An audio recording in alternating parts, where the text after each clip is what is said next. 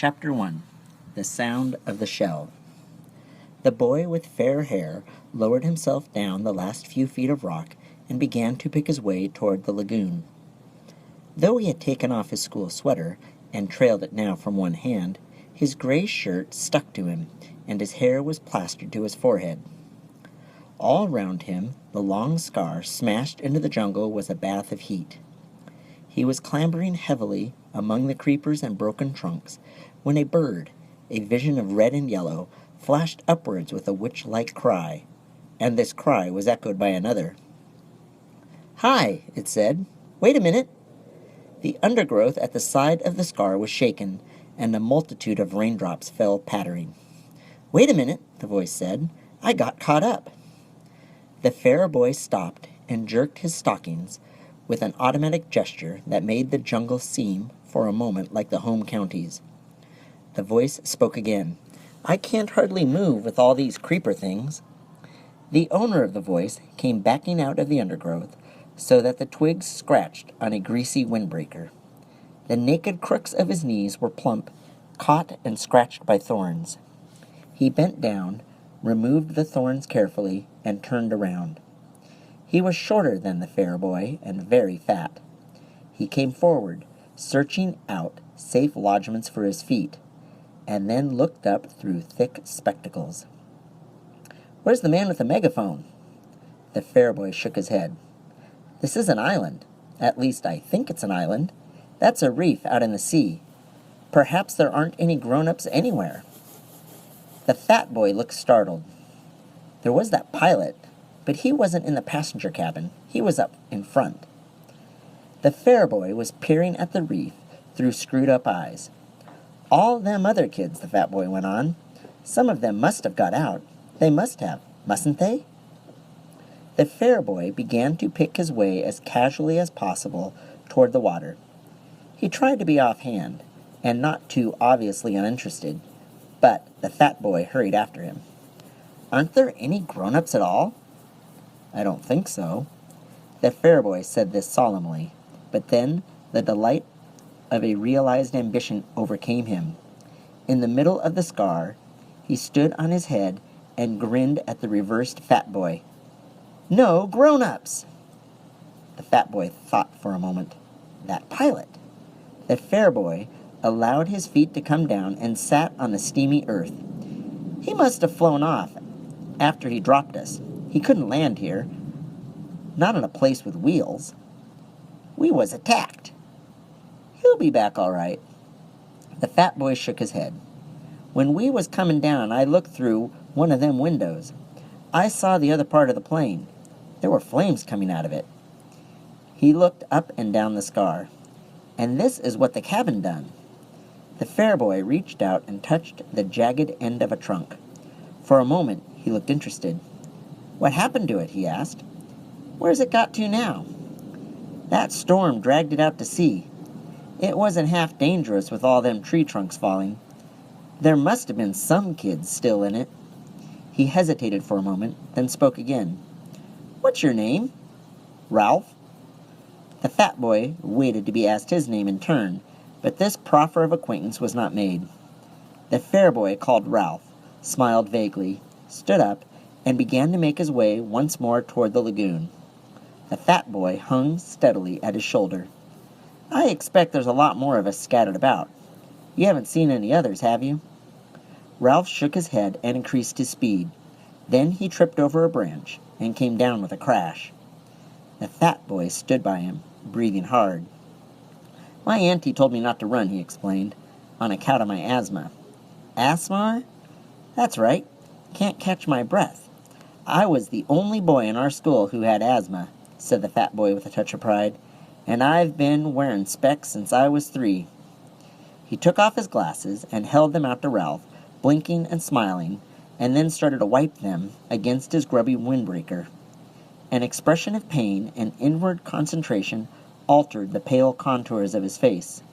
He smeared the sweat from his cheeks and quickly adjusted the spectacles on his nose. "Them fruit." He glanced around the scar.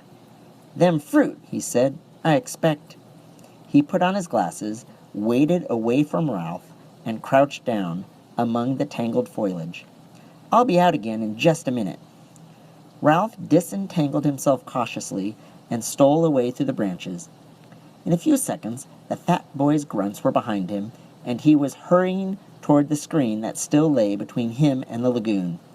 He climbed over a broken trunk and was out of the jungle. The shore was fledged with palm trees. There stood, or leaned, or reclined against the light, and their green feathers were 100 feet up in the air.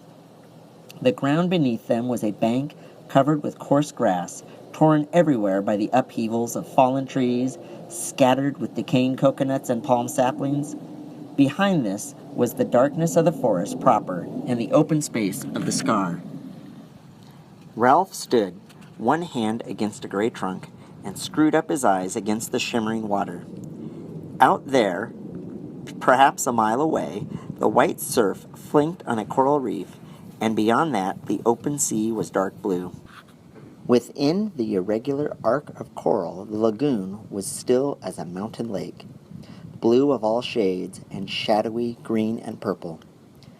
The beach between the palm terrace and the water was a thin stick, endless apparently, for to Ralph's left the perspectives of the palm and beach and water drew to a point at infinity, and always, almost visible, was the heat. He jumped down from the terrace. The sand was thick over his black shoes, and the heat hit him. He became conscious of the weight of his clothes, kicked off his shoes fiercely, and ripped off each stocking with its elastic garter in a single moment. Then he leapt back on the terrace, pulled off his shirt, and stood there among the skull-like coconuts, with green shadows from the palms and the forest sliding over his skin. He undid the snake clasp of his belt, lugged off his shorts and pants, and stood there naked, looking at the dazzling beach and the water.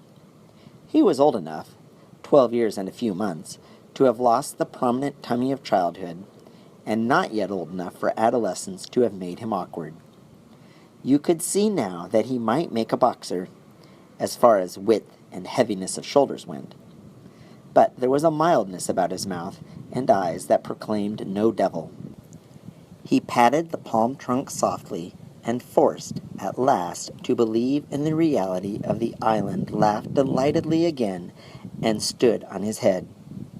He turned neatly on his feet, jumped down to the beach, knelt, and swept a double armful of sand into a pile against his chest. Then he sat back and looked at the water with bright, excited eyes. "Ralph!" The fat boy lowered himself over the terrace and sat down carefully, using the edge as a seat. "I'm sorry I've been such a time. Them fruit." He wiped his glasses and adjusted them on his button nose. The frame had made a deep pink V on the bridge. He looked critically at Ralph's golden body and then down at his own clothes. He laid a hand on the end of a zipper that extended down his chest. "My auntie." He opened the zipper with decision and pulled the whole windbreaker over his head. "There." Ralph looked at him sidelong and said nothing.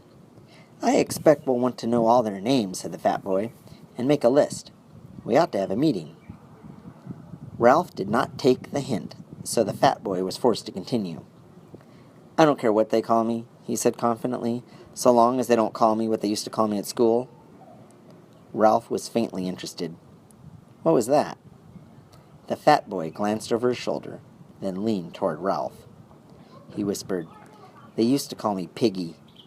Ralph shrieked with laughter. He jumped up. "Piggy! Piggy! Ralph, please!"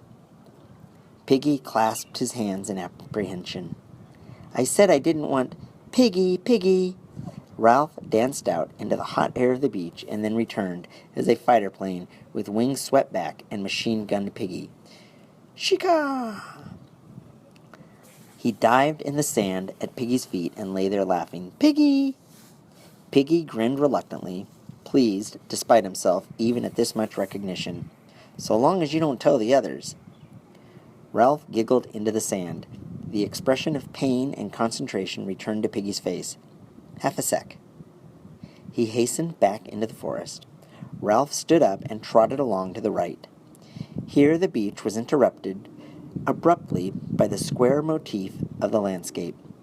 A great platform of pink granite thrust up uncompromisingly through forest and terrace and sand and lagoon to make a raised jetty 4 feet high.